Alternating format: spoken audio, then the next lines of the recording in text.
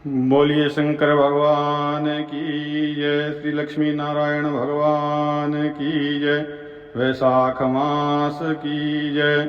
नारायणं नमस्कृत्य नरं चैव नरोत्तमं देवीं सरस्वतीं व्यासं ततो जयमुदीरये। तो आज वैशाख मास में 8वें अध्याय की कथा है। पीछे 7वें अध्याय में आपने सुना कि जो मिथिला नरेश हैं उन्होंने श्रुतदेव जी से प्रश्न किया था कि महाराज वैशाख धर्म क्या है।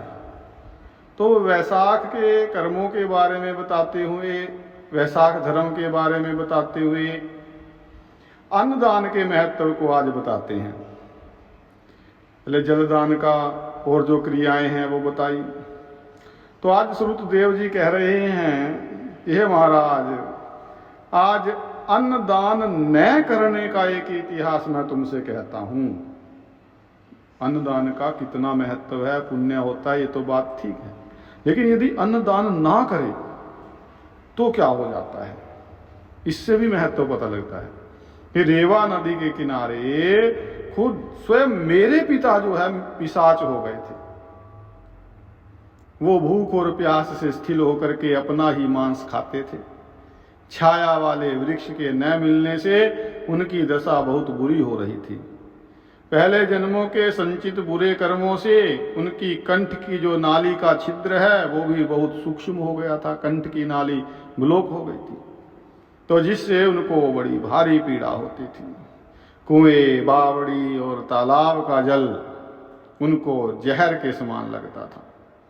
मैं गंगा यात्रा को जा रहा था, तो उस समय रेवा नदी के किनारे पहुंचा तो मैंने यह अद्भुत दृश्य देखा। क्या कि हालमली वृक्ष के नीचे बैठा हुआ एक पिशाच जो है अपना ही मांस खा रहा है।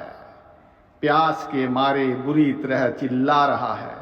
वो मुझे देखते ही मारने को दौड़ा, परंतु मेरे तेज के सामने वो हताश हो गया।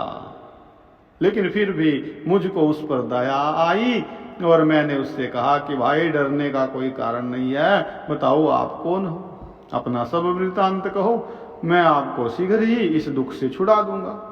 वो नहीं जानता था कि मैं उसका पुत्र हूं और ना मैं जानता था।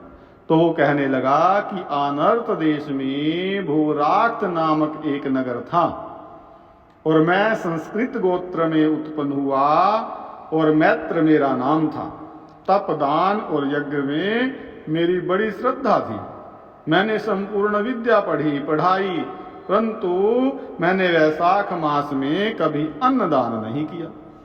तो मेरे विचार में इसी कारण से मुझको ये पिशाच योनि मिली और तो कोई कारण मेरे को दिखाई नहीं देता। हाँ, मेरा पुत्र श्रुतदेव नामक एक बड़ा विद्वान और धर्मात्मा है।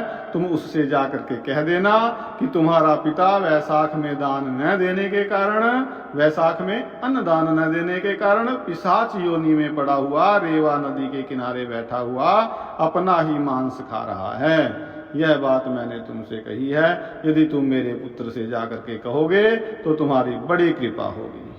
अब मैं अपने पिता की ये बात सुन करके दुख के कारण रोता हुआ उनके पैरों में पड़ गया और कहने लगा कि पिताजी, मैं ही तुम्हारा पुत्र हूँ और देव योग से भाग्य से यहाँ आ गया हूँ। अब आप मुझको आज्ञा दीजिए, जो आप कहेंगे मैं वही करूँगा, जिससे कि आपका दुख दूर हो।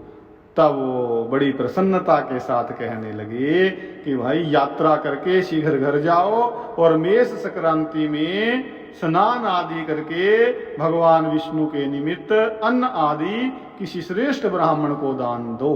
अब जो वैशाख की मेष संक्रांति आती है इसी को मेष संक्रांति कहते हैं, जिससे कि सकुटुंब सपरिवार मेरी मुक्ति हो जाएगी।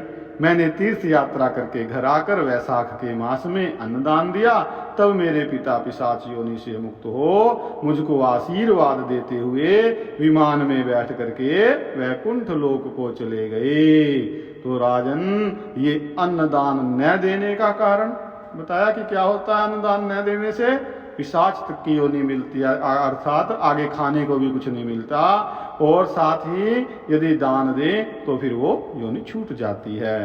तो मैंने तुमसे धर्म का ये सारभूत कहा है, अब तुम्हारी बोलो क्या सुनने की इच्छा है। तो मिथिलेश जी ने पूछा कि महाराज ये तो ठीक है, लेकिन आपने पीछे इक्ष्वाकु वंश के राजा की वो जो दशा सुनाई थी कि जल और अन्नदान नहीं किया तो इससे वो चातक बना, छिपकली बना, और साधु महात्माओं की सेवा उसने नहीं की, इससे वो गिद्ध की योनि में चला गया था। परंतु आपने बताया कि वो 7 जन्म तक कुत्ते की योनि में भी आया, तो वो कुत्ते की योनि को क्यों प्राप्त हुआ, ये मैं जानना चाहता हूँ।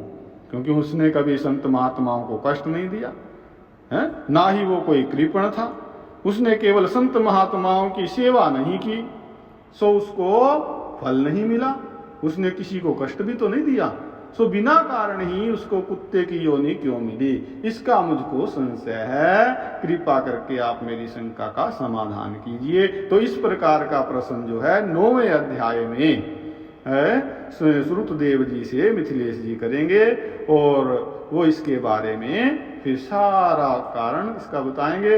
और भी इसी के प्रसंग में एक बड़ी सुंदर कथा जो है 9वें अध्याय में आ रही है, तो कल श्रवण करते हैं। आज यहीं पर कथा विश्राम को प्राप्त होती है। बोलिए वैशाख मास की जय। हरि ओम।